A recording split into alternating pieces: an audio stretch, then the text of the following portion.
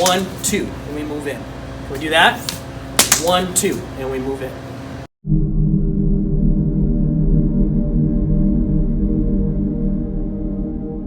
Okay, so we talked about that static energy where I go Pak, I go Lop, and I'm going for my shot.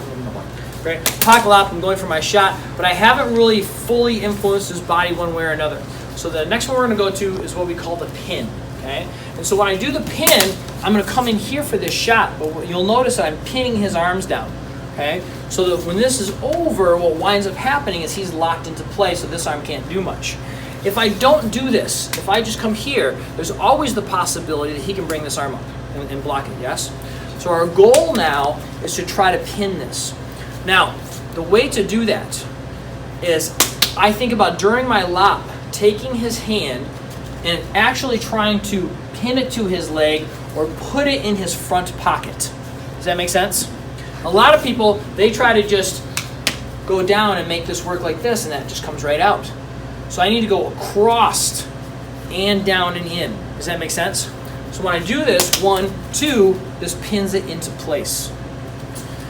Now, you may notice, people ask this every once in a while, like they notice that I do this roll. That's a habit that I picked up during my time training with Sifu Paul Vunek. But you don't have to do that, right? You can use a finger jab, you can use a punch, you can use a palm strike, you can use a knife hand, you can do all this.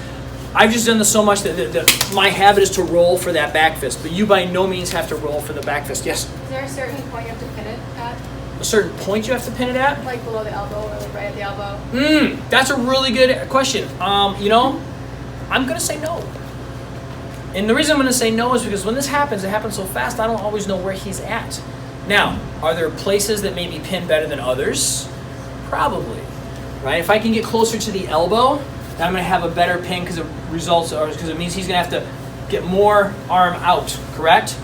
If I should happen to catch it at the wrist, that's still functional, probably still get my hit, but he can get out a little easier, correct? So as far as like, is there a spot you're supposed to hit? I'm going to say no. Are there better spots to hit than others? I'll say yes to that. That's a great question. All right, so I'm going to Pak, and now as I lop, I'm going to pin. What do you see happen with my body to make sure the pin happens?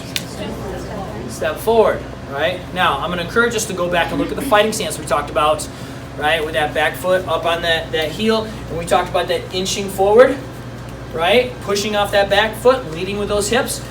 If you watch, that's exactly what I'm doing here, okay? Pushing off that back foot, and I'm inching forward. Does that make sense? If I stand here, now I have to lean to get that pressure. So 1, 2, and we move in. Can we do that? 1, 2, and we move in. Can we try this? So that's our pinning energy.